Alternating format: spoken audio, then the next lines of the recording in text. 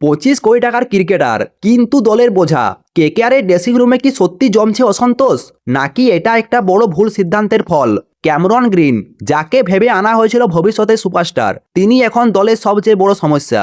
আজকের ভিডিওতে আমরা খুলে বলবো সেই ভেতরের গল্প, যা হয়তো বাইরে আসেনি পুরোপুরি।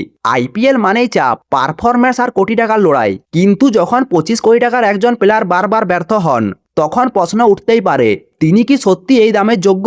আজ আমরা আলোচনা করব এর পারফরম্যান্স এবং কেন তিনি এখন এর জন্য মাথা ব্যথার কারণ হয়ে উঠেছেন। চলতি আইপিএলে গ্রিনের পরিসংখ্যান হতাশজনক। 5 ম্যাচে মাত্র 56 রান, বল হাতে মাত্র একটি উইকেট।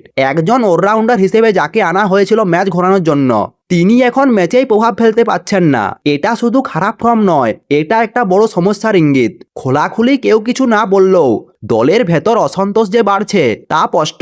বোলিং কোচের কথাতেই সেটা বোঝা যাচ্ছে। তিনি বলেছেন গ্রিন নিজের পারফরম্যান্স নিয়ে হতাশ, কিন্তু প্রশ্ন হলো এই হতাশা কি শুধু ব্যক্তিগত, নাকি পুরো দলের উপর চাপ তৈরি করেছে? কেকেআরের দল নির্বাচন নিয়ে আবারও প্রশ্ন উঠেছে।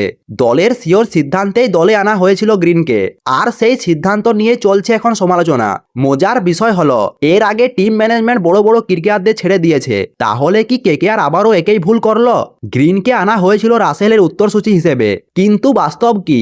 রাসেলের মতো ম্যাচ উইনার তো দূরের কথা, গ্রিন এখনো নিজের জায়গাটাই পাকা করতে পারেনি। কোচ নিজেও স্বীকার করেছেন গ্রিন এখনো সেই ভূমিকায় পালন করতে পারছেন না। প্রাক্তন ভারতীয় স্পিনার সরাসরি বলেছেন ক্যামেরন গ্রিন এই দলে জায়গা পাওয়ার যোগ্যই নন। তিনি পরামর্শ দিয়েছেন দলে আরো ভালো ভালো ওপেনার রয়েছে, তাদের যাতে ওপেনিং করানো হয়। অন্যদিকে আরো কড়া ভাষায় বলেন দাম দেখে কাউকে খেলানো উচিত নয়।